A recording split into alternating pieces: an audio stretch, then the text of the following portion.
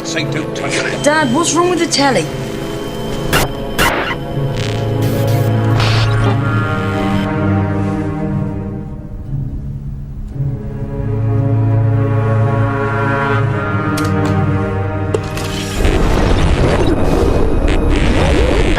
Good evening, London. Allow me first to apologize for this. The emergency channel! I do, like many of you, appreciate the comforts of the everyday routine, the security of the familiar, the tranquility of repetition. Bloody hell. I enjoy them as much as any bloke. But in the spirit of commemoration, Who's that, Mum? whereby those important events of the past, usually associated with someone's death or the end of some awful bloody struggle, are celebrated with a nice holiday, I thought we could mark this November the 5th, a day that is sadly no longer remembered, by taking some time out of our daily lives to sit down and have a little chat. There are, of course, those who do not want us to speak. Just let me I suspect even now orders are being shouted into telephones and men with guns will soon be on their way. It's Chancellor Sattler. Damn it! Why? Because while the truncheon may be used in lieu of conversation, words will always retain their power. Words offer the means to meaning, and for those who will listen, the enunciation of truth. And the truth is, there is something terribly wrong with this country, isn't there? You designed it, sir. You wanted it foolproof. You told me every television in London. Cruelty and injustice, intolerance and oppression. And where once you had the freedom to object, to think and speak as you saw fit, you now have censors and systems of surveillance coercing your conformity and soliciting your submission. We need cameras. How did this happen? Who's to blame? Well, certainly there are those who are more responsible than others, and they will be held accountable. But again, truth be told, if you're looking for the guilty, you need only look into a mirror. I know why you did it. I know you were afraid. Who wouldn't be? War, terror, disease. There were a myriad of problems which conspired to corrupt your reason and rob you of your common sense. Fear got the best of you, and in your panic you turned to the now High Chancellor Adam Sattler. He promised you order, he promised you peace, and all he demanded in return was your silent, obedient consent. Inspector, you're almost through. Last night, I sought to end that silence. Last night, I destroyed the Old Bailey to remind this country of what it has forgotten. More than 400 years ago, a great citizen wished to embed the 5th of November forever in our memory. His hope was to remind the world that fairness, justice, and freedom are more than words. They are perspectives. So if you've seen nothing, if the crimes of this government remain unknown to you, then I would suggest that you allow the 5th of November to pass unmarked. But if you see what I see, if you feel as I feel, and if you would seek as I seek, then I ask you to stand beside me 1 year from tonight, outside the gates of Parliament, and together we shall give them a 5th of November that shall never, ever be forgotten. Are you familiar with FBI Special Agents Kyle Serapin? I'm familiar with the name. Is that yes? I'm familiar with the name. Familiar with the name. Let's bring in Kyle Serapin. He's the FBI whistleblower who helped expose government censorship of our First Amendment rights. Now, we only have this memo because a recently suspended FBI agent called Kyle Serapin brought it to the public. And we're grateful that he did. Kyle, thank you so much for joining us tonight. He's the host of something that strangely is called the Kyle Serapin Show. Kyle Serapin, I can't thank you enough for speaking out. I knew you guys were out there, and I knew it was just a matter of time, but you got a lot of guts putting your face and your name to this. You're doing a service on behalf of the American people, and from the bottom of my cracked and broken heart sometimes, thank you very much. Take a look behind the curtain with a real whistleblower and American patriot. Prepare to embrace the uncomfortable truth because this program has no time for comforting lies. Here is civil liberties enthusiast, Second Amendment defender, and recovering FBI agent Kyle Serapin. Well, hello, my friends. Welcome to the Kyle Serapin Show. Today is Tuesday. It is October the 15th, not November the 5th. And we are rolling live on all of our local places. We appreciate all of you that are listening on the tape delay, whether you're on Apple, Spotify, iHeartRadio. Make sure you give us appreciation over there. If you give us a 5-star review, we read them at the end of the show, and you should do that. We'd appreciate it if you did. We're still fighting with an algorithm that basically reduces the number of reviews that we get every single week. Once you leave them, it deletes them. But if you leave a comment, most of the time they stay. If you simply just rate us, it doesn't stick around. Go figure. We just had a little bit of an opening with a piece from V for Vendetta.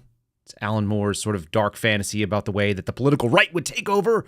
They made fun of things like faith, made fun of fascism, and yet the political left seems to answer that call for censorship, for authoritarianism, and they have stepped into the space to fill the thing that they act like they were scared of. If you go and watch things like John Carpenter's Escape from New York, Escape from Los Angeles, all of the dystopian sort of future fears that we kept seeing played on our American heartstrings, our sense of liberty and our sense of independence, all of those things have been almost like a guidebook.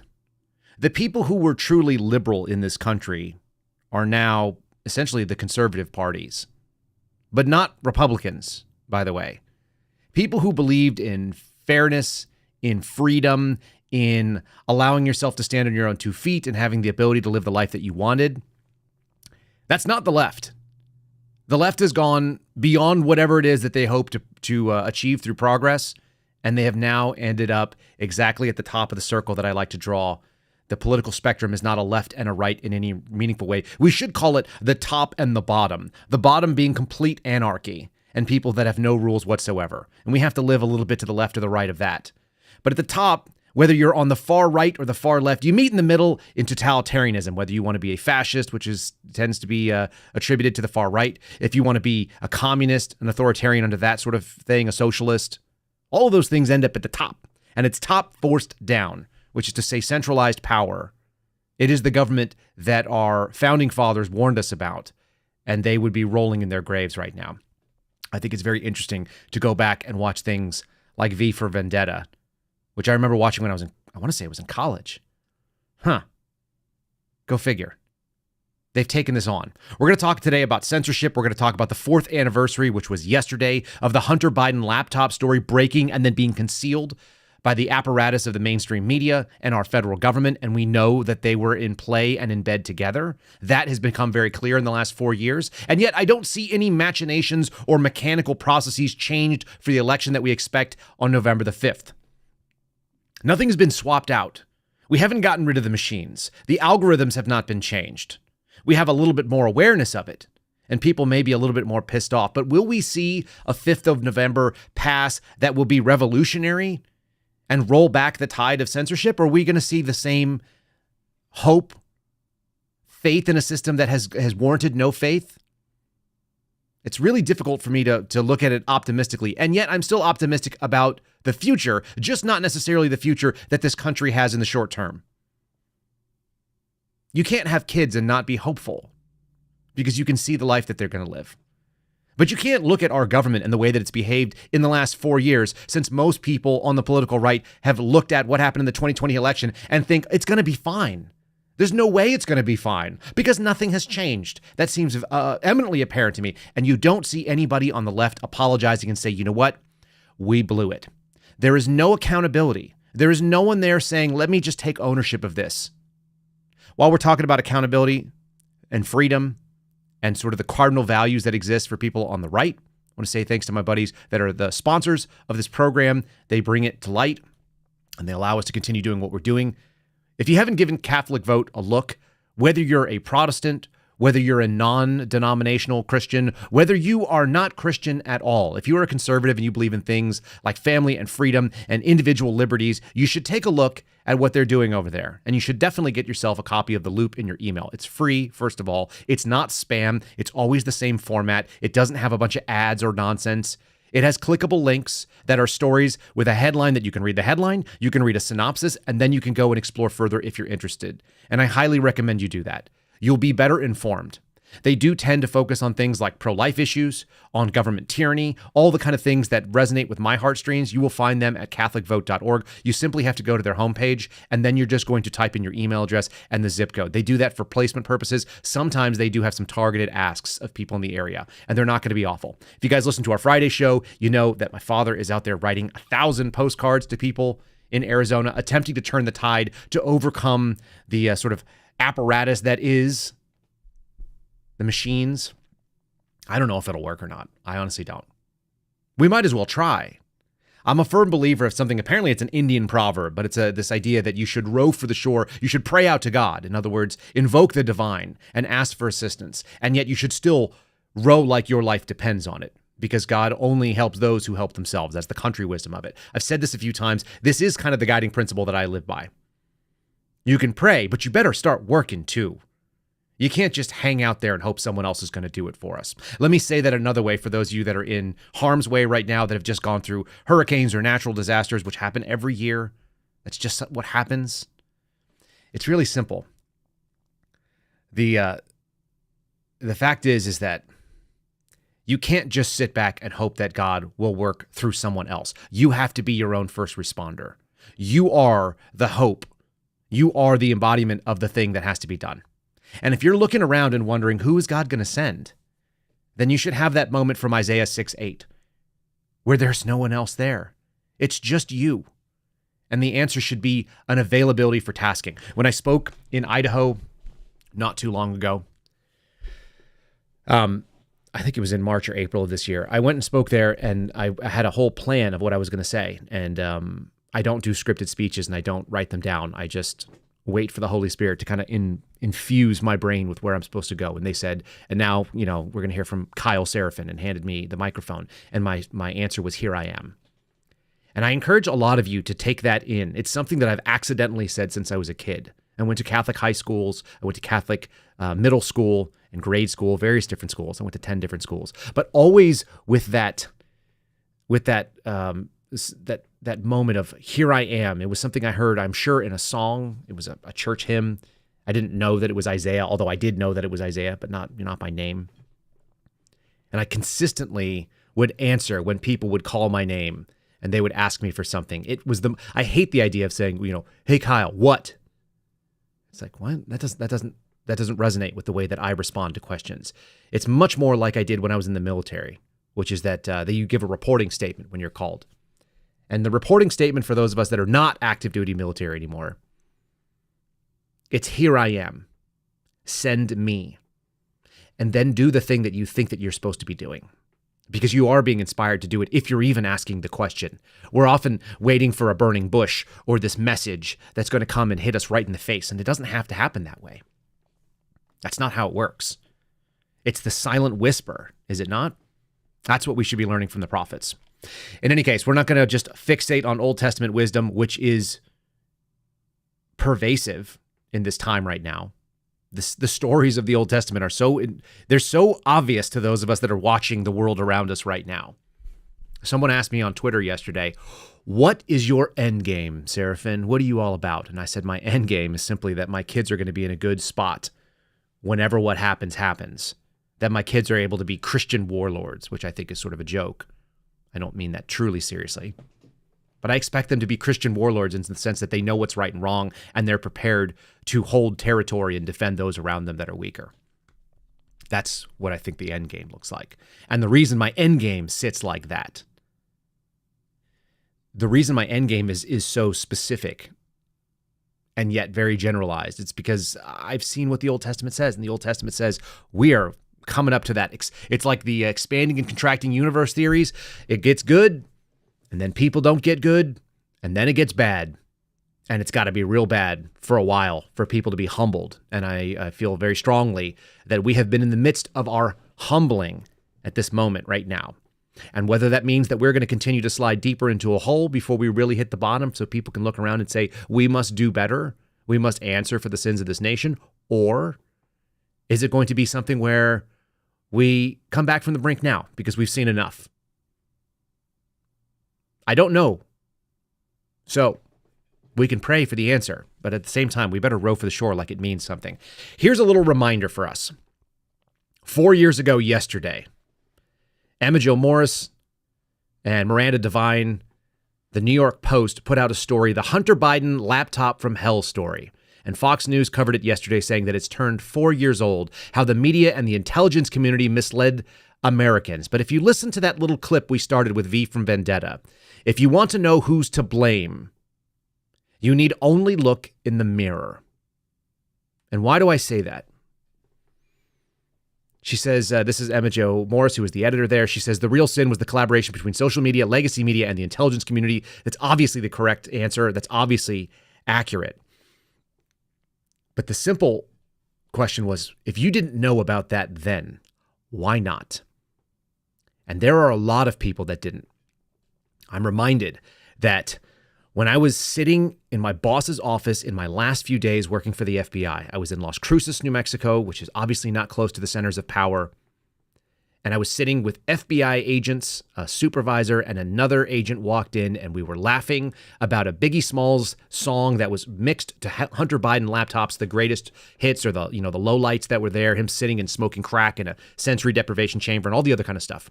And as we were watching it, we're kind of chuckling about it. This guy walks in, another agent, smart guy, 5+ years in the Bureau at that point, a decent human being from all I could tell, father, a military veteran. He was a West Pointer. And he looked and he said, what's that? And we said, oh, this is just a remix of some of Hunter Biden's laptop stuff. And he goes, oh, what's the laptop? And we're like, the laptop that Hunter Biden abandoned and had all the scandalous information on it. And he was like, oh, is that new? Mind you, this is like March or April of 2022. So at that point in time, it's 2.5 years old, right? Like, what on earth is he talking about? How did he not know? All you got to do is look in the mirror. This story, it did expose something to those of us who were watching. It was a movement of the goalposts. It was a truly important story in so much as the mainstream media essentially disgraced themselves everywhere. They ran from this story, I think including Fox News. They were terrified to use it. Twitter censored them, locked down their accounts. Facebook, Google, all hid the results from this stuff. This was the October surprise of the 2020. And it wasn't the October surprise that says, look, your son is corrupt. It appears the rest of your family is corrupt, Joe Biden. What they said was, this looks like Russian meddling in our election. And everybody said, that's a good story. Let's roll it out. And it turns out that story actually rolled out from my former employer, the FBI. And in a very compartmented and tightly held information op, you saw people who wanted to believe that in the first place, because God forbid you saw a puppet and a puppet that was compromised in such a way as a Joe Biden and the Biden crime family, which they keep saying it, but it's like all these members, I've heard multiple credible instances of additional members of the Biden family involved in like basic corruption, the simple pay to play type schemes. I heard a story out of Miami that we haven't been able to substantiate, but I've heard it from two solid and unrelated sources that Joe Biden's brother was involved in selling citizenship access through DHS. Like, what in the actual hell are we talking about here? And if you couldn't pay attention to see that, then the answer is it was in the mirror. Like I said, the upside is that a lot of Americans have now been exposed to this in the last 4 years. I haven't seen a change other than Americans' attitude towards the media, which is at an all-time low in trust. So maybe that's something. But you don't see the reason why I'm continually fearful that we're going to have not the experience we want in that first week of November is because they haven't changed. They're not repentant. It used to be that when there was a political scandal, what people did is they went out of the media for a while. They disappeared from the limelight. They licked their wounds. They reinvented themselves, and they had a brave new comeback. In fact, this was something, this is totally unrelated to this, but it's the Steve Jobs sort of story, where he steps away from the company and then he comes back and it's a brave new world. And now, look, I'm going to show you all of the great things I'm going to do. This was an option that was available to James O'Keefe, by the way. And he could have done this with Project Veritas. I saw it right at the time and I went, man, you chose really poorly. These people are not walking away from something, realizing that they have to repent and do better and then come back and trying to re-enter public life. They're doubling down. And it doesn't matter if they're on the left or the right. The people that double down, they all have the same thing in common. It's called pride, which is a sin insomuch as it is man's ability to grasp that which is God's. And even the Greeks knew it before the Christian era. This is a fundamentally Western idea that when you try to make yourself like God, then you get humbled by God, or in the Greek tradition, the gods. It's a fatal pride, by the way. It's a fatal flaw. This is David Priest. He was a former CIA case officer, apparently. He's one of the 51 signatories to the letter. He went on with Brett Baer, and this is what he had to say about the laptop from hell. You tell me that people are about to roll over and accept the results of an election that is fair. Because I do think overwhelmingly Americans, by the numbers, lean towards Donald Trump, especially after sort of the weakness that they've shown. It's been just long enough. They introduced Kamala just a little bit too soon.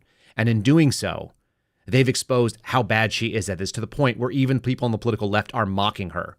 And yet this kind of interview and this sort of like holding and doubling down on stupid, it doesn't show me that we're about to see a change. That it has all the classic earmarks of a Russian campaign in the way it was disseminated and propagated through media. Do you regret signing on to the letter? Oh, absolutely not, because those words are still true. Do you think it has all the classic earmarks? Of an election? Oh, absolutely not. No, Even though it wasn't true. It had the classic earmarks, but it wasn't true.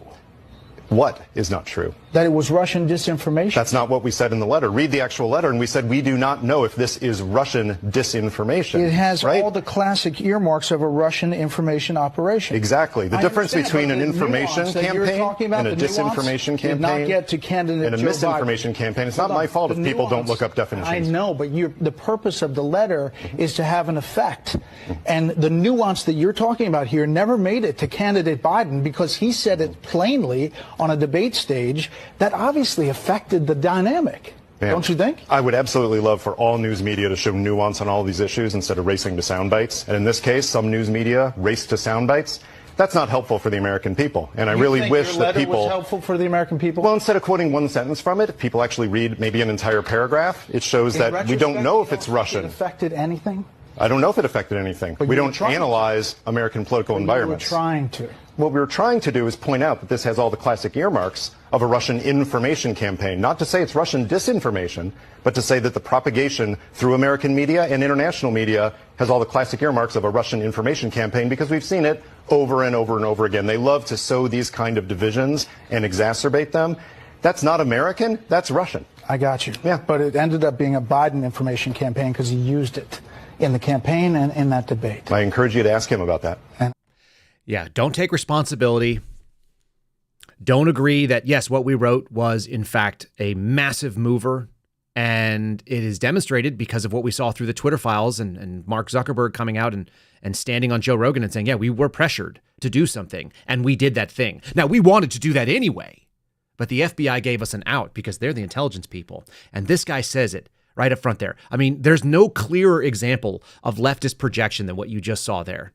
He said, we don't analyze what the results of our letter was. We just put out things that we believe are true. You'll notice he said information, misinformation, disinformation. Do you know what he forgot to say? The Hunter Biden laptop story was what's called malinformation, which is to say it's truly accurate and factual, but it's inconvenient to government narrative. That's what he just did. He just ignored the fact that malinformation is a critical part of the mis, dis, and malinformation complex that they defined, that they used those terms, that they made up. These are government terms, like using the word threat. It has a specific meaning, not the way that you and I might use it. It means something to government people. And if you don't know the definition that government people use, then shame on you, is essentially his claim. There is nothing more elitist. There's nothing more authoritarian than saying we are going to define the terms, we're going to give you the information, and if you're too dumb to figure it out, that's okay, because you did what we wanted you to do anyway. We pushed you, we squeezed you, and it happened. The problem is it's not particularly effective right now because of how much they overplayed this hand. These are some stories that I'm tracking over here. This one's from MSNBC. This is Joy Reid's blog. This guy's name is Jahan Jones. He's freaking terrible, but he's worth reading, because he's going to bring things about Christian nationalists and fascism and talking about Michael Flynn and the gates of hell. It's going to be unleashed under Donald Trump. He's a former White House security advisor. He wasn't there very long, was he? I don't have a strong feeling about Michael Flynn one way or another. I've met him for a few minutes, so I don't have a good read on him. I know people get really excited about him. I know people get really upset about him. But what is he talking about? Donald Trump will unleash the gates of hell, potential political executions and military tribunals. This is a man who is not Donald Trump, who is not running for office, who is not in the government, who is not part of Donald Trump's administration, because Donald Trump doesn't have an administration. And they are using him to monger up the same fear tactics as before. What you've seen is this fundamental shift. George Hill and I talked about it this morning very briefly. It's a shift, folks. It's gone from joy and happy, and we're going to have a new birth of excitement. And that's what Kamala Harris brings, and that's what Tim Waltz brings. They're back to the fear-mongering because the joy campaign doesn't work, because she's not joyful, because she's a fraud, because Americans can sniff out, because regular people can sniff out what is actually happy and what looks like desperation. And here is the desperation being exposed in full force. There's another one. This one's from Politico. I've got both of them on the screen at the moment. Politico says, we watched 20 Trump rallies, and his racist anti-immigrant messaging is getting darker. They've done an analysis of 20 of his rallies and campaign events that shows that he's demonized minority groups in all of them. Starts off, he vowed to quote-unquote rescue the suburban suburb of Aurora, Colorado from the rapists and bloodthirsty criminals, the most violent people on earth. He insists on they are ruining the fabric of this country and its culture. They're immigrants. No, they're illegal immigrants that are actually criminals. Folks, that's the big difference here. Once again, it's a partial truth. What Donald Trump is saying is called malinformation. He's talking about stuff that you should theoretically understand. Okay? You should understand that he's talking about a narrow subset of people, and when you open the gates up and you don't vet anybody, you're likely to get predators that sneak in with the prey. You'll get the wolves that dress themselves as sheep to be able to get into the pen. The pen is America. The wolves are criminal aliens that have already shown themselves with a propensity to break our laws, but many of them have also broken laws somewhere else. And they cannot help themselves but try to cover for it. J.D. Vance dismantled the commentators on ABC. I want to play this little clip because look at it. They're belittling. They're once again misusing words for effect. They are doing the same Hunter Biden laptop story. It has all the hallmarks of Russian disinformation. We're not saying that it is Russian disinformation. We're not even saying that it's not true. Well, you kind of left that part out in the footnote because the headline was all most Americans will read. And that's what they were hoping. Here's a little taste of J.D. Vance getting it done. The incidents were limited to a handful of apartment complexes, and the mayor said our dedicated police officers have acted on those concerns. A handful of problems. Only, Martha, do you hear yourself? Only a handful of apartment complexes in America were taken over by Venezuelan gangs, and Donald Trump is the problem and not Kamala Harris's open border? Americans are so fed up with what's going on, and they have every right to be. And I really find this exchange, Martha, sort of interesting because you seem to be more focused with nitpicking everything that Donald Trump has said rather than acknowledging that apartment complexes in the United States of America are being taken over by violent gangs. I worry so much more about that problem than anything else here. We've got to get American communities in a safe space again. And unfortunately, when you let people in by the millions, most of whom are unvetted, most of whom you don't know who they really are, you're going to have problems like this. Kamala Harris, 94 executive orders that undid Donald Trump's successful border policies. We knew this stuff would happen. They bragged about opening the border, and now we have the consequences, and we're living with it. We can do so much better, but frankly, we're not going to do better, Martha, unless Donald Trump calls this stuff out. I'm glad that he did. It's pretty straightforward, right? What does J.D. Vance do? He goes to the heart of it. He says, we're talking about a narrow subset, but we're talking about American apartment buildings, lady. Are you nuts? Have you completely lost your mind? In the same way that the 51 intelligence officers were out there saying that this has all the hallmarks of the Russian disinformation campaigns, when in fact it was an accurate information, malinformation, J.D. Vance is giving them the malinformation as well. It's like you guys are doing, you're doing a disservice. You're muddying up the waters, and we're saying something very clean. You ought not have American apartment buildings taken over by criminal alien gangs that have no right to be here. And yes, what does he do? He pins it once again on Kamala Harris. We keep getting told that Kamala Harris is the VP and she couldn't change anything. It's Joe Biden's thing. What did she say, though? She said she would do everything that Joe Biden did. That was part of a really, really awful week. And I've got a little piece here, which I might be able to pull up. 1 second here. It was this. Okay, I didn't even actually grab a subset for me. So let me just go full screen. There's an article that was written on MSNBC by a guy named Marcus Johnson. He's a political science student at Oakland University, which apparently is near Detroit. And he's a fat kid. I'll grab an extra screen here and throw him on. He's this fat kid who was interviewed after the VP debates, and he had kind of a viral moment. And I do mean he's a fat kid. Like, he's this big, heavy-set guy, and he's acting like somehow he's this voice of reason when we're dealing with nothing but crazy. Here, let me throw him on the screen for us to look at. And then I'll show you J.D. Vance, who is not a fat kid. He's kind of the opposite of that, right? He's pretty clean. Okay, so I'm formatting this real quick. Here we go. This is his story. The obvious reason for Trump and Vance, they keep insulting our civics intelligence. Marcus Johnson wrote a piece. It's a political op-ed. And it was during the October 1st VP debate. He kept referring to the Kamala Harris administration. He's going on just basically trying to say that Joe Biden is incompetent and that Kamala Harris is, in fact, the shot caller of the Biden and Harris regime. So this kid is like, how dumb do they think we are? First of all, I will tell you that if you are morbidly obese and you weigh 150 pounds more than you should on your frame and you look like a 20-year-old who's going to die of diabetes before you get to 40, and I've worked these codes, folks, as a paramedic, that's the face of someone who is very, very unhealthy. I don't take you seriously. I really don't. And I don't mean that to be mean, but buddy, you got much bigger problems than going out there and proving that you don't understand the state of play that we're dealing with right now. So Marcus Johnson has a little Twitter account that's picked up. He's got a bunch of these like voice things where he said, what I like to do is sit and think in my own head. Probably because you're 20, buddy. Probably because you don't have life experience.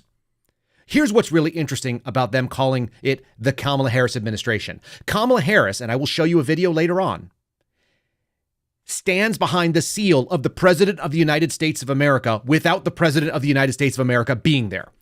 She is showing visually that she wants to be that person. And then the second thing is, which is quite obvious to us, is that they've been lying about Joe Biden's competency for quite a long time. And she's going to be this rebirth of joy. It's not effective. It's not working well. And the political left seems worried about it in so much as the commentators know they've got to spin something. Because if they're going to steal this and make it look like it was close, then they're going to have to do better than simply marching out a chubby kid from Detroit, Michigan, who basically has a not even completed government civics degree. I used to teach as a teaching assistant in those types of classes that guy is in. It doesn't make me an expert, but I can read the Constitution and I can understand we are far, far away from the government that our founders intended for us. So if he wants to be a constitutionalist, I welcome him in. But then he better start calling things out that for the last 115 years or so, America has been on a deep and incredibly dedicated decline. Outside of the 27th Amendment, everything after the 15th I would get rid of. 16 all the way through. And that includes women's right to votes, which I just don't think they need them. If you're married, then you already have a vote. You have a say because your household has a say, which is the way that it was sort of set up. My buddy actually called me the other day and asked me, he was like, dude, I was having this funny little thought about whether or not you would want people who were only property owners to vote. And I was like, yeah, but I would actually do it more extreme. I think people should have skin in the game. You should have actually paid. That doesn't have to be something you agree with me. We're not going to do that, by the way, folks. That's just my personal thought, that if we wanted to get back to a more constitutional basis, less people should be voting. And less people should have say in, let's say, the President of the United States, which we don't have a right to elect, because that's the way the Constitution is written. Most of these people have looked at today and they're like, based on what we see today, let me make some statements. Kamala Harris is not the president. She sure is pretending to be. And she's having a real rough week in this campaign. I don't think it changes what happens in November because I've seen the way that they act. But let's just show CNN, for once, is actually trying to play both sides. They're trying to regain some credibility by putting some voices on that make some sense. This is David Urban talking about a terrible week, which we all witnessed, and how joy is not going to cut it, which is why they've moved to fear-mongering. She had a terrible week. It was a terrible week for the Harris this campaign. You had Gretchen Whitmer having to apologize to Catholics across America for mocking them with some bizarro Dorito thing on there. You had Governor Elmer Fudd out hunting not knowing how to load his shotgun, using the wrong gun. At the same time, Governor Elmer Fudd? Governor Waltz was out there. He looked like Elmer Fudd. Be very, very quiet while hunting for rabbits. Oh my God. Right? So he can't load his shotgun. He's trying to appeal to hunters. He can't load the gun. He's using the wrong gun. At the same time, you have Barack Obama in Pennsylvania where he derided people who own guns. Remember, people in Pennsylvania were bitter and they clinged to guns and religion. Remember that in 2008? So they're trying to appeal to those folks at the same time while he alienates black male voters by chastising them. So they had a really tough week this week. They had a tough week. There's no question about it. They've also got Scott Jennings. This is in the same interview, it looks like. But yet another simple point. These people are not doing a great job. Tim Waltz does not appeal to men. He's a beta. And if they're trying to get beta male votes, it turns out we used to actually know in this country that men are supposed to behave like men. And they shouldn't have had to loan their own shotguns. And they're not supposed to have a shotgun that accepts 4 shells in the bottom when they're supposed to be duck hunting, which should only have a total of 3, including the one in the chamber. There he is out there going after, probably violating federal hunting laws, which are meant to protect birds. I don't think we should have those laws. I don't think it matters how many shotgun shells you have in, because I don't want the government involved in what's going on with my business. If I'm going to go out and shoot the animals, you can shoot the animals you can shoot because of the tags. And that's determined by the states. But since we have those laws and you're running to be the person who's in charge of the country as the number 2, maybe you should abide by them. Maybe you should act like it. Scott Jennings did a pretty good job covering it as well. We'll push this out, and then I'm going to share with you the most cringy thing that the campaign has pushed out, and then the immediate fact-checking and debunking that people on the right did, which was quite good, and just a devastating takedown. It's why I think they've pivoted from joy and happiness, and we're the party that's bringing happiness back to America, and we're going to bring people with this like sort of emotional feeling appealing towards women. They tried to pivot towards men and they failed because they're not around any men. They don't know anybody who's a man, apparently. And there's not a single man sitting there going, this isn't going to work. In any case, here's Jennings talking. It was a rough week. I mean, her faves are down. They're struggling with, the front page of the New York Times this morning, Democrats struggling with African-American voters, particularly African-American men. This gender gap issue is real. It's a real problem, and you see the Democrats reacting to it. And I think what they are now finally in October, the election, coming to realize is that a lot of men think Democrats care more about dudes who want to become women than dudes who just want to be dudes. And no hunting, cosplay, or cringy videos is going to change it. The bet is made. Working class men, whether you're black, Hispanic, or white, persistently, consistently do not believe the Democratic Party, and specifically Kamala Harris, are going to do a thing for them. They've been told that they're the problem, and I suspect they're going to rise up on Election Day and tell the elites who told them that you're wrong. It's a real possibility. All right. And there's plenty of good cuts out there of them talking about this. Like I said, CNN is actually trying to balance it out.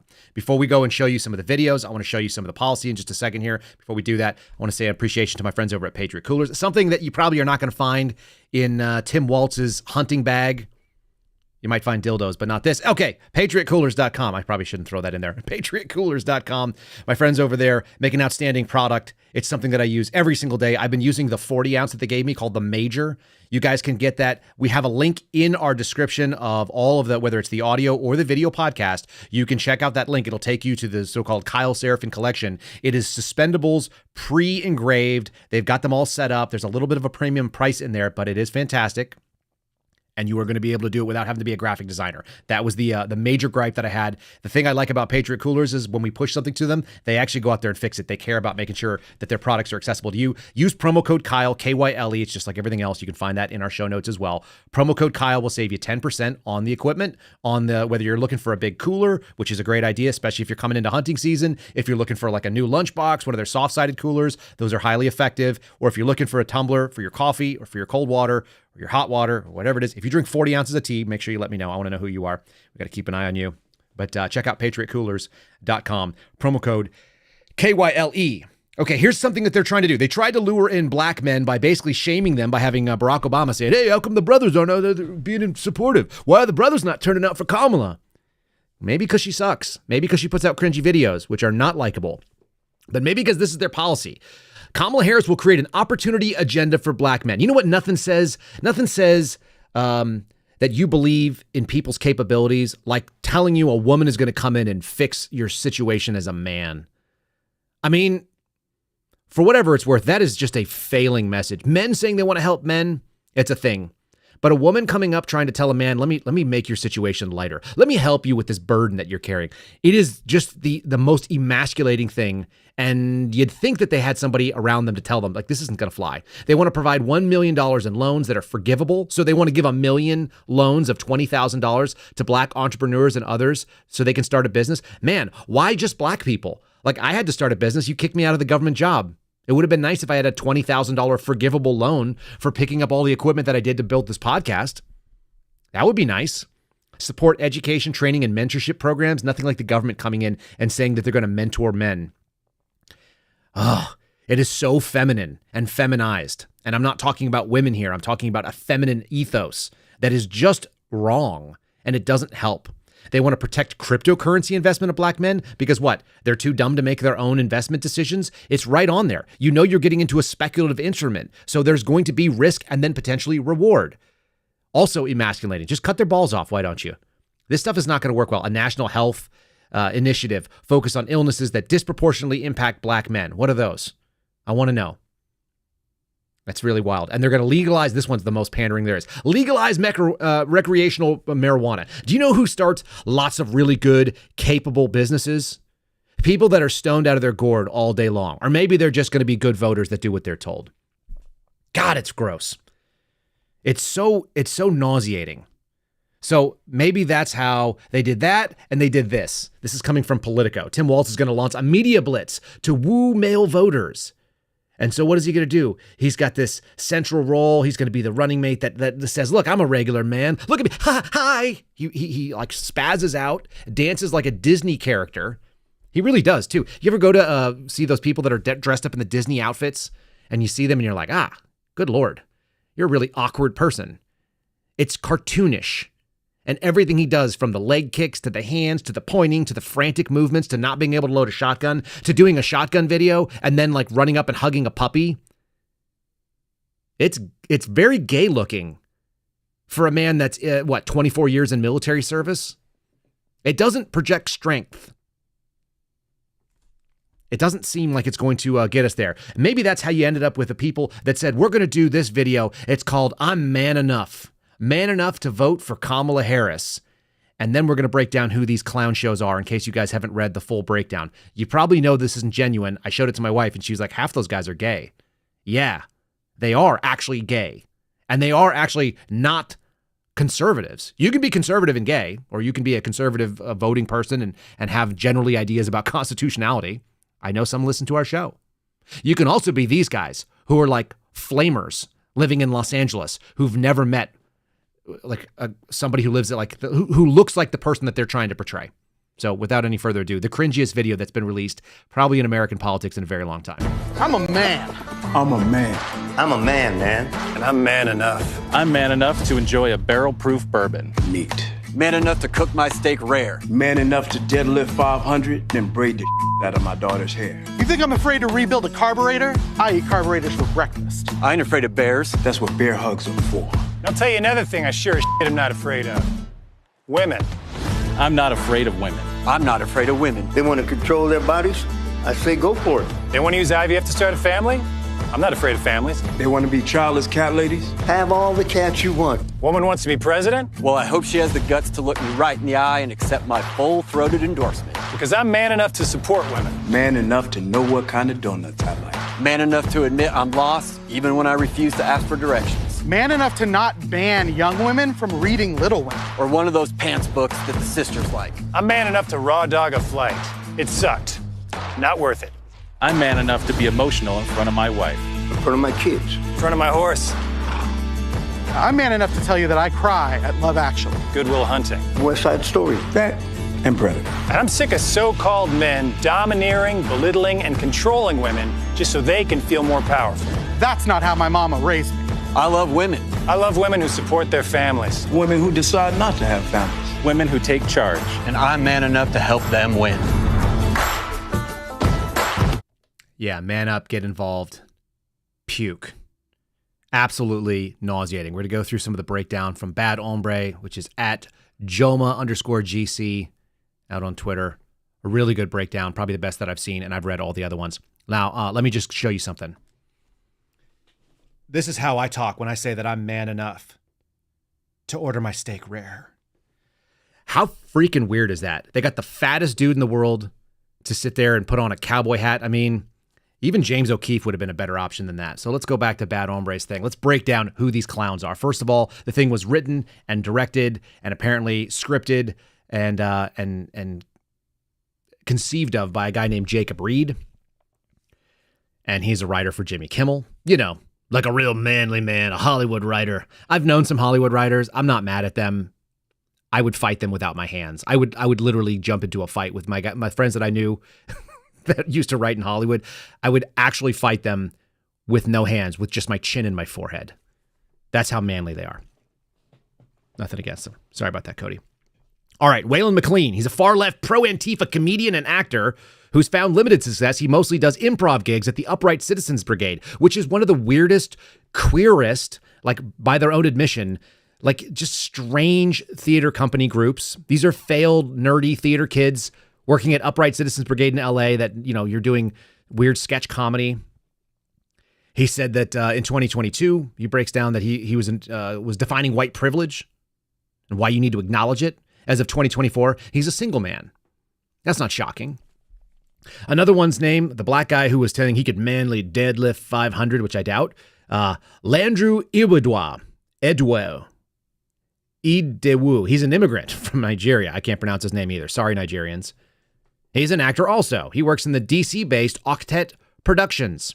He's been in many intimate pictures with the Obamas and the Bidens. He's bisexual, and he's done gay for pay movies and nude solo photo shoots.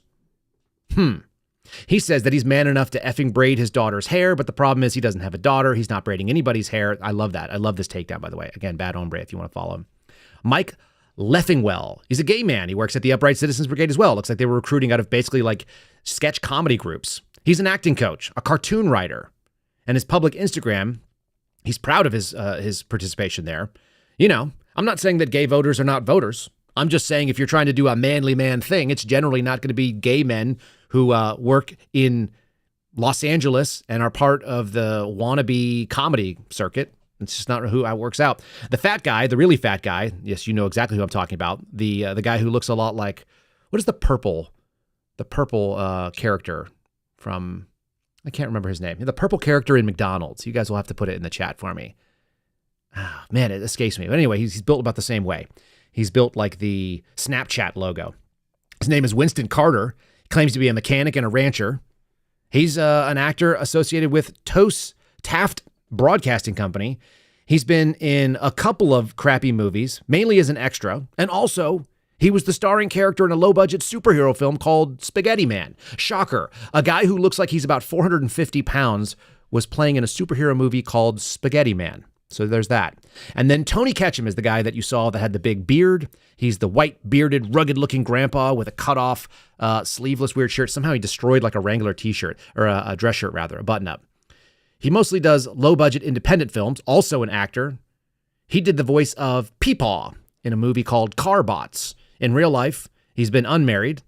He also played an extra called The Alcoholic Consumer in a movie called Ghost World in 2002. So he's been bumping around the acting scene. I wanted to show all those people because every single person that you heard in that video trying to be, it's just exactly like the Kamala Harris Joy campaign. It's fraudulent, it's false, and it doesn't hit. It doesn't hit for real people. Not even close. But I'll tell you something. What hits for me is like actual working class people that have actually been successful in America and now actually put on a suit and are worth a bunch of money. I really do think the story of J.D. Vance is great. Now, has he had people help him up? Sure. There's nothing emasculating for a man saying, I'm going to give you an opportunity. You can take it. Does that mean he's compromised? Maybe it does. It's possible. Anybody who takes in a lot of money probably owes some people. That's the same thing that people used to say about Vivek Ramaswamy, who's brilliant on his feet. He's very sharp. Maybe he's got problems. Maybe there's some conflicting interests there. But at least he's smart. And when we see this kind of stuff, I watch J.D. Vance just dismantle these clowns. Not only does he dismantle these clowns, he's using the same arguments that Democrats used to use. It shows you how far this country has come. If you want to see who's to blame for this slip, We just look in the mirror. As a country, Americans have let this thing happen. I'm going to give you a back-to-back of J.D. Vance making an argument against a New York Times writer, and then I'm going to show you Joe Biden making the same argument when he was a senator, because this used to be very commonsensical, and they've lost it. Again, they've gone fully into the authoritarian. They're not even playing anymore. They're just running down the checklist of chaos. Here's J.D. Vance taking apart a leftist writer. The way she looks is even obnoxious. The fact that he has the ability to sit down with these people says that he has a stronger stomach than I do, I think. The reason that there is a housing crisis is that not enough houses have been built. And that we have 25 million people who shouldn't be here. Well, I mean, this is the thing. I think it's both. I know you do. I don't think that many people who look into this agree with you, but about a third of the construction workforce in this country is Hispanic. Of those, a large proportion are undocumented. So how do you propose to build all the housing necessary that we need in this country by removing all the people who are working in construction? Well, I think it's a fair question, because we know that back in the 1960s, when we had very low levels of illegal immigration, Americans didn't buy houses, didn't build houses. But of course they did. And I'm being sarcastic, of course, in service of a point, Lulu, the assumption that because a large number of home builders now are using undocumented labor, that's the only way to build homes. I think, again, the country is much bigger. The need is much bigger. I mean, I'm not arguing in favor of illegal immigration. I'm asking how you would deal with the knock-on effect of your proposal to remove millions of people who work in a critical part of the economy. Well, I think that what you would do is you would take, let's say, for example, the 7 million prime-age men who have dropped out of the labor force, and you have a smaller number of women, but still millions of women prime-age who have dropped out of the labor force. You absolutely could re-engage folks into the American labor market. This is, I think, to work in construction. Of course, you could. I mean, the unemployment rate is 4.1%. But so she goes on and cites some facts. The question is who's going to pick the crops? We need slaves, and that's why we have to recruit them in. Now, they can be low-paid, under-the-counter wage slaves that we pay in cash, because Americans won't do these jobs. His sarcasm there is exactly my sense of humor, by the way. He's like, yeah, of course, like Americans didn't buy houses in the 60s. Oh, wait, we did? Oh, we did know how to do this stuff? Guess who agrees? Joe Biden, before he lost his mind. With Senator Biden, do you believe that, as Anho suggested, we're talking about jobs that Americans won't do? That's often used as a conversation point in this debate over immigration. Let's get straight. Americans will do any job if you pay them properly. You know, the fact of the matter is that doesn't mean we don't need guest workers. We do. That doesn't mean we don't need, but we should base the number of guest workers that are in the statute that we're trying to pass, and we tried to pass before comprehensive immigration reform, based upon need, not on an absolute number.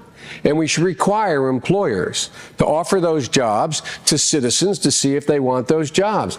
Case in point, you had Swift Meats down in North Carolina. INS came in, 800 people took off. The fact of the matter is they had to go out and hire people. Guess what? They had to double the wage and provide health insurance. They got all the North Carolinians they want to come and slit pigs' throats, which no one wants to do. They did it.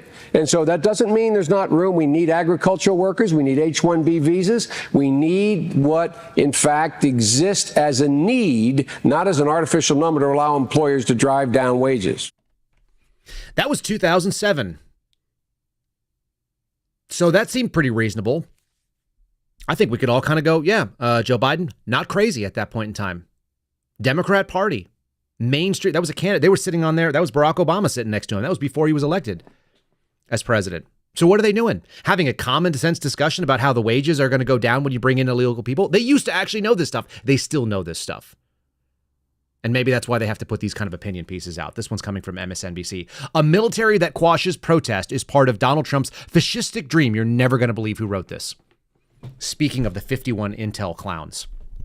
Speaking of the people that have been subverting the mechanisms that Americans get informed by. This is Frank Figliuzzi, a.k.a. Frank Fugazi, a.k.a. Frank the Fake, former FBI counterintelligence dude, the slimiest lizard person to ever leave the Hoover building and get on TV.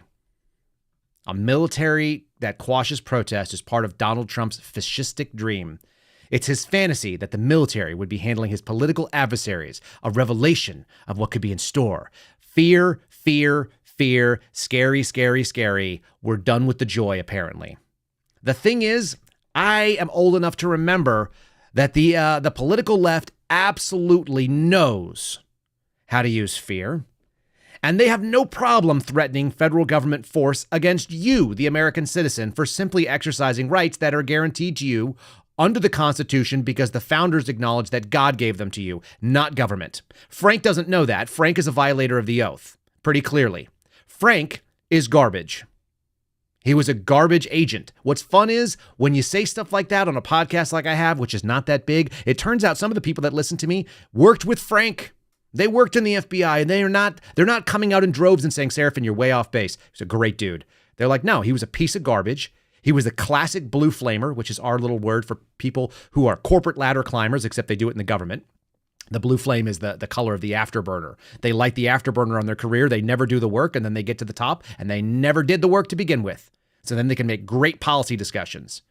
Frank Figliuzzi, the MSNBC columnist, who has a lot of followers on Twitter and will go on a cruise with you. You can hang out with Frank on a cruise to Alaska, by the way.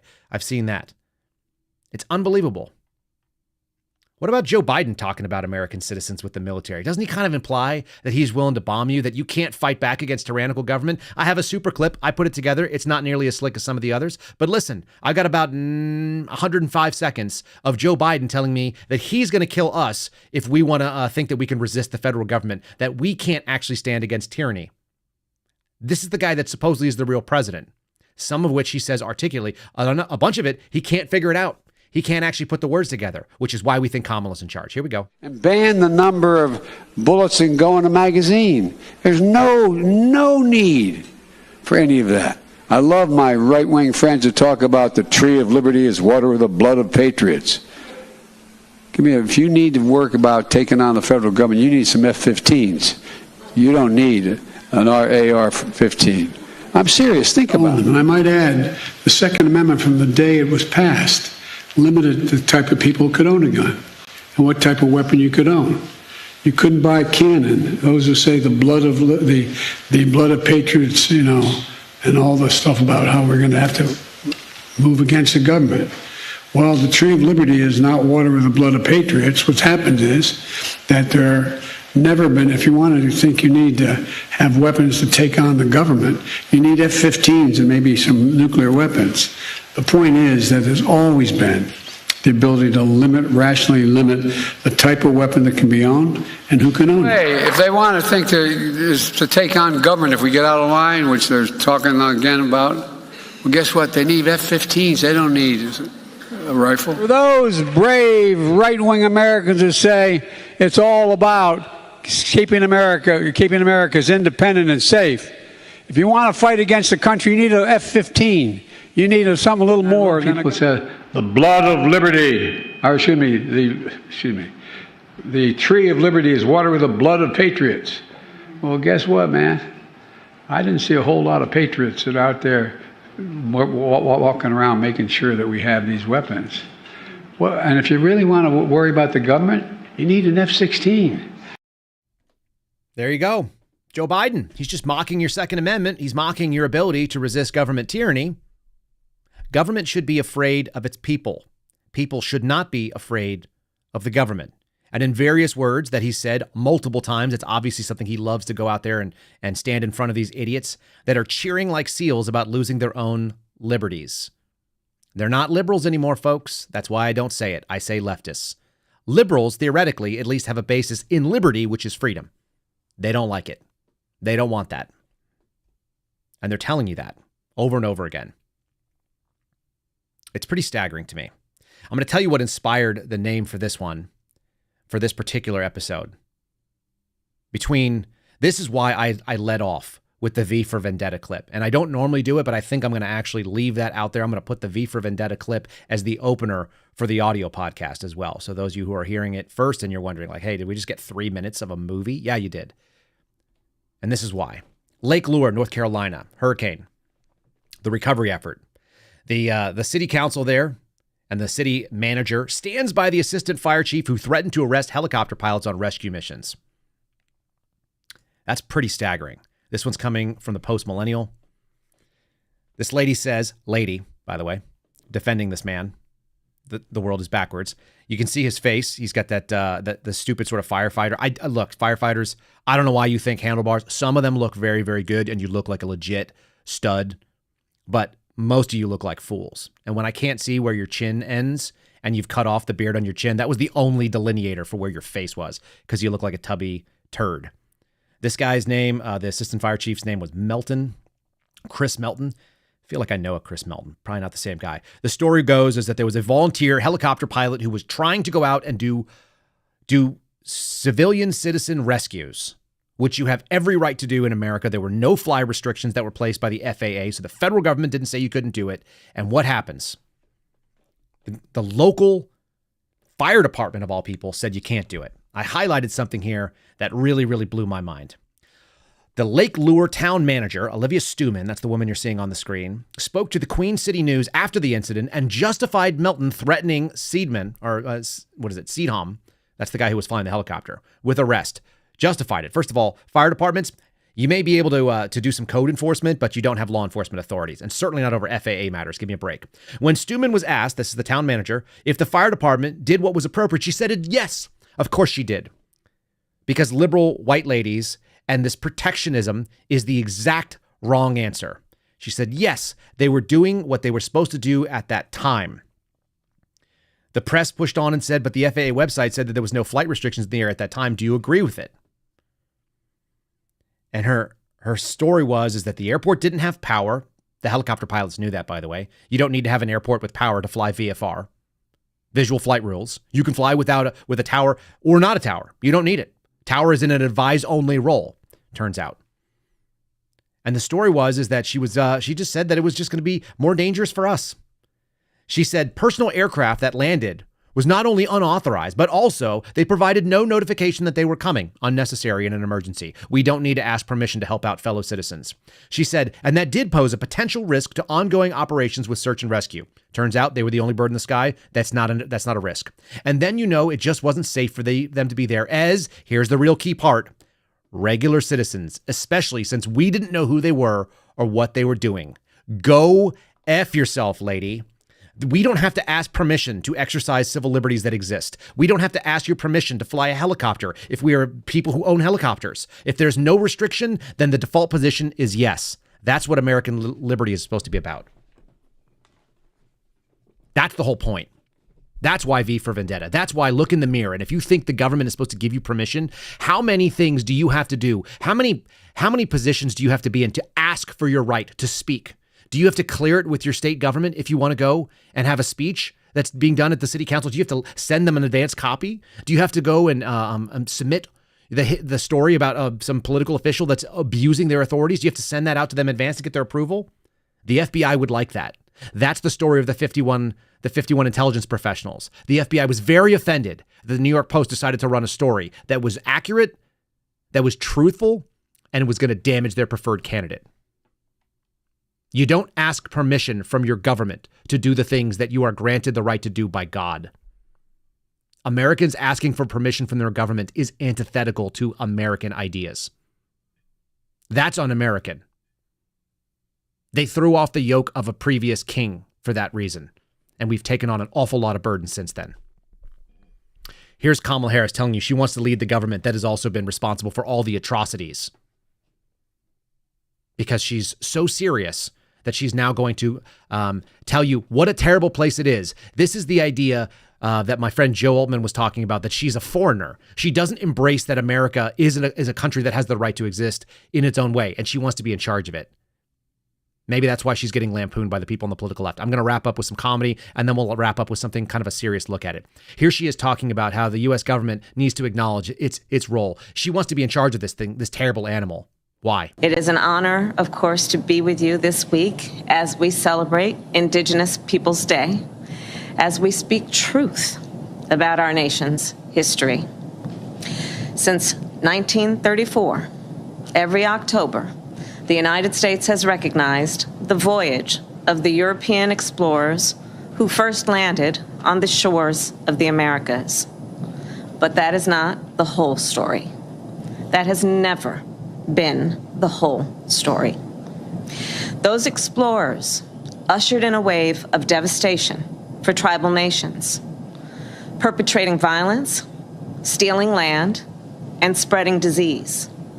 We must not shy away from this shameful past, and we must shed light on it and do everything we can to address the impact of the past on Native communities today. Lemon Zinger in the chat saw it. That seal. She's standing in front of the seal of the President of the United States of America. Where is the President of the United States of America? Why is she giving an address while claiming the seal of the President? This is why the civics lesson by that child, the 20-year-old overweight young man who's going to try to instruct J.D. Vance on how it's done. It's not that J.D. Vance is incorrect saying it's the Kamala Harris regime. Kamala Harris is representing that it is her regime, that she's in charge. And what's funny is people on the left actually know this. And so Saturday Night Live, in a rare moment of actual comedy, knocked it out of the park with some funny stuff. That doesn't mean that they didn't say crappy things about Donald Trump. They still hate Trump. They're still illogical leftists. But they also know that their candidate is garbage, which is why they've had to transfer their messaging from joy back to fear-mongering. We'll see if that works. As I said, I don't think they have anything to fear because they're running algorithms. They're not trying to run against an electorate, but they still have to pretend. Here's Kamala trying to be relatable and black. This is obviously parody, so let's just enjoy that. This will get us taken down from YouTube, obviously, too.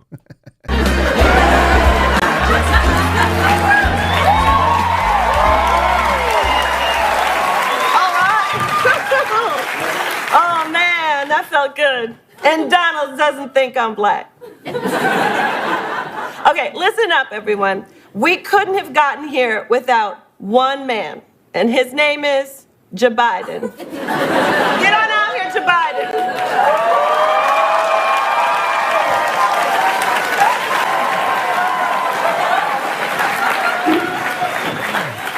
Folks, that's right. A lot of people forget I'm president, including me. But guess what? And by the way,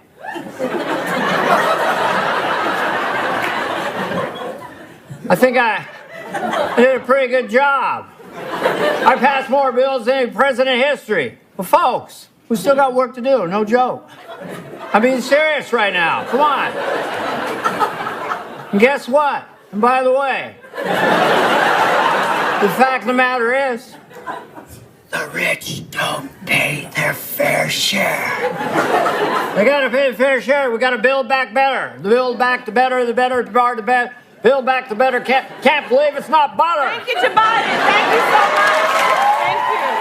Thank you. And I just want to say thank you, Joe Biden. Thank you for putting country first and for handing over the reins. I didn't want to. They made me. And guess what? And by the way, the fact of the matter is, no joke, this is serious right now. I mean, it's serious. Anyway, in conclusion, me and Vice President Harris are the same. Oh, okay, great stuff. Thank you, Joe. Thank you so much. Thank you. All right, goodbye, Joe. Goodbye, Biden. Listen, all right? We gotta stay focused, okay? And let me tell you something. If we win together, we can end the dramala.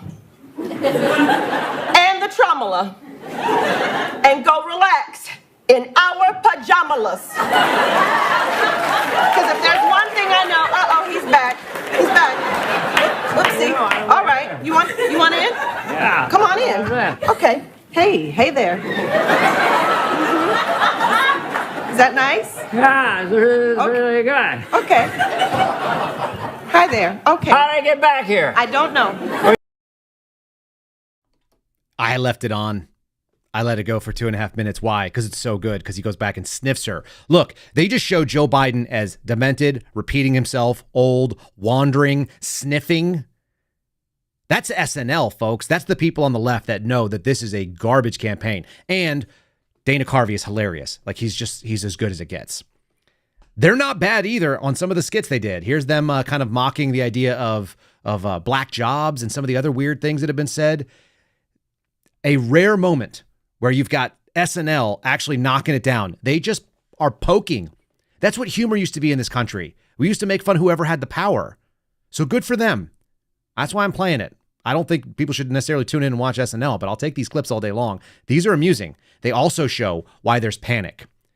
It's people on CNN talking about it being a bad week and SNL doing skits of making fun of a woman who leads off with, "I'm from a middle-class family." All right, let's play the game. Okay, 100 people surveyed, top 6 answers on the board. Name something that you keep in your glove compartment. Oh, VP Harris.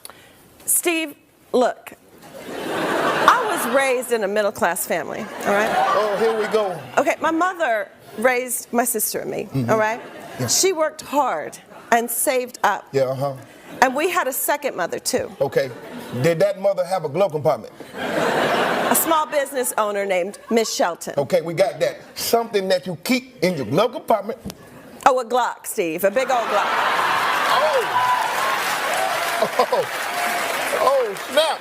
Okay, so you strapped like that. All right. Show me the blip, blam, blicky. All right. Number 2 answer, the Democrats is controlling the board. Let's go. Yeah. All right. Doug Immermoff, name something that you keep in your glove compartment. Oh, wow. I mean, I can't top that. It was so perfect. I'll go with the same answer, Steve, a Glock. Oh. Man, you want to give the same answer? It seems like a bad strategy, but show me another blip, blam, blicky. Oh! That's crazy. A second gun, that's the number 1 answer. Damn, America. Ooh, all right. Let's go over to Tim Waltz. Okay, something that you keep in your glove compartment. This is right in my wheelhouse, in my glove box. I got hot hands, napkins from Runza, and gotta have Tums in case I eat something spicy like tomato. If you say so, show me some white nonsense. Oh! Sorry, it's not up there. Let's go over to President Joe Biden, something that you keep in your glove box. I like to buy a vowel. Well, that's the wrong game, player. Come on, Conan. What are you doing? It's me. I'm still the president. I'm Joe. I may be older, but I'll beat the hell out of you. I'll pop you. I'll give you an Uncle Sandwich. I know how to do it. I can make sandwiches. And guess what? Here's the deal. I'm not the old one now. Trump is. The only difference, I know when to walk away. About 6 months too late. Okay, show me whatever that was. Oh! And there it is. Again, another 2.5 minute clips. I don't mean to take 5 minutes of that, but it's brilliant. It's straight on. Man, they got Jim Gaffigan in there doing an impression. They got Andy Samberg doing it. They got Dana Carvey. These are comedy all-stars when you get down to it. These are the people that actually are funny. It's pretty capable. So good job, SNL. But also, I think it makes the point. They can't do the joy campaign when you got people on the left looking and going, holy crap, we are going to lose this. We're in really, really bad shape. So that's why you're seeing fear. That's why fear is popping up. Let me show you a quick example of that. Then we'll go to an interesting palate cleanse that you guys are not going to expect. It's not comedy for once. I gave you your comedy right there. FEMA, this is CBS reporting, is resuming normal operations in North Carolina after scaling back to one county due to threat. Oh, there's that word again. That word threat. And what was the threat? The threat was militias.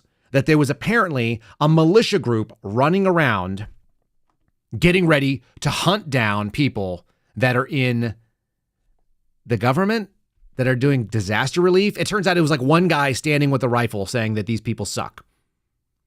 Again, the government should fear the people, and the people don't need to ask for it. They apparently arrested this guy for carrying a rifle. I have no idea. That was an armed threat that he just stated, that somebody misstated. Some lady called it in. I'm not making that part up either. It was an email sent into the U.S. Forest Service saying that apparently some lady alerted other people that a guy was standing around saying that there should be an armed militia that's going around to hunt FEMA. And one person was arrested. The end. That's it. Some guy was pissed off about the government. You're allowed to be pissed off at the government. This country is founded on being pissed off at the government. But It caused our FEMA to recoil in horror and pull all the people back from going door to door and trying to actually do the job that we pay money to do, which, by the way, I'm not even sure how on earth we justify federal funds to do any of that garbage. I'm going to play you something tomorrow, probably. Rand Paul's quoting some Davy Crockett speech, which is quite amazing. You have the right to say that somebody should hunt down the government. You have that right. You can't necessarily go do it, but you can say it, because political rhetoric is allowed to be very charged and very divisive. That's the whole point. That's what American freedom is all about. Meanwhile, these people are fighting against it, and that's why you're going to end up with this story, which is essentially Kamala Harris talking about the quote-unquote threat within. I've got clips on that. We'll play them tomorrow, talking about how Donald Trump is unhinged. He's out for total power. Again, the narrative has shifted. It has shifted over the weekend from joy to fear. And that's where we're at right now. We're going to try to take it into the home stretch for the next couple of weeks, talking about Republicans are the party that are going to present danger to America, that they're un-American, that they are the threat within. They are normalizing the idea that government force would be used against them by talking about how Donald Trump is going to use force against his political opponents. You guys can see this. You'll see it in real time. It turns out that this country used to be somewhat proper and not actually get involved in all of this nonsensical media push that we always have been kind of controlled a little bit by media, but at least we had another balance to it and people knew that having lies wasn't going to sell. I'm going to play that as our sort of palate cleanse. A little piece from Bury My Heart at Wounded Knee, which was in honor of Columbus Day, which we took off yesterday, not because I necessarily wanted to take a day off, although I enjoyed hanging out with my kids and we went and explored. The most important thing for me was that we acknowledged that this is an American federal holiday about a European explorer who did more than just come in and slaughter natives and spread diseases. They spread this thing that the left likes to call diversity, because the homogeneity of the native cultures that were in the United States, who didn't just spring up out of the grass, they were here fighting each other, and we just popped in, and then we won all the battles because the people from the West, the Western Europeans who came to this country, dominated it, and that's why you get to have a country, and that's why Kamala Harris's parents came to this country, because it's awesome. At least it was. It's a 5-star review coming from you. Speaking of awesome, C.R. Velacruz from episode 311 coming in off Spotify says, awesome podcast, Kyle. Hamburgers are made from pork, just like Girl Scout cookies are made from Girl Scouts. 5 stars. I know that's 5 months ago, but that still makes me kind of chuckle. Yes, the Girl Scout cookies made from Girl Scouts. Outstanding stuff. Love it. And speaking of foods, you guys, if you want to support the program and you want a great snack, it's the only meat that my son chooses to eat sometimes. MadHatJerky.com/Kyle. Look for all of our sponsors and all of our affiliates that are hanging out in the links below, whether you're looking for a firearm or accessories, whether you're looking for a MyPillow, promo code Kyle on all those, and MadHatJerky.com/Kyle will save you 20%. You'll get 20% off of an outstanding product made of USDA Prime beef, sliced thin, dehydrated, and still moist, tender, chewy, and flavorful. So it's something I usually keep down here, to the point where I actually found my son hiding in my office looking for my stash of beef jerky.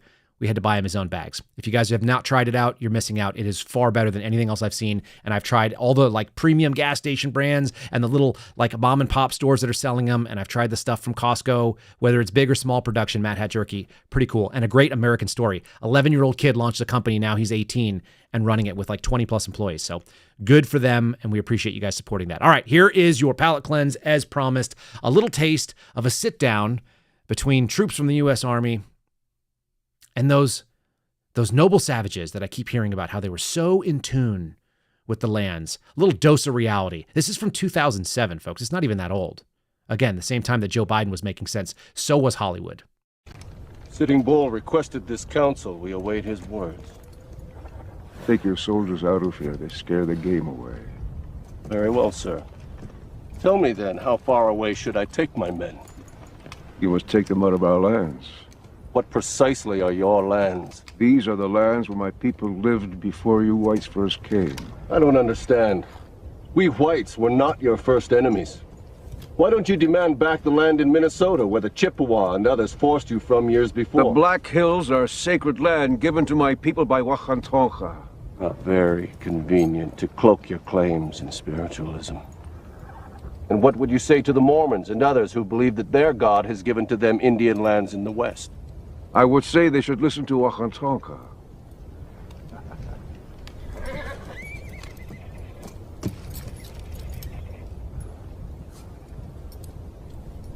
No matter what your legends say, you didn't sprout from the plains like the spring grasses.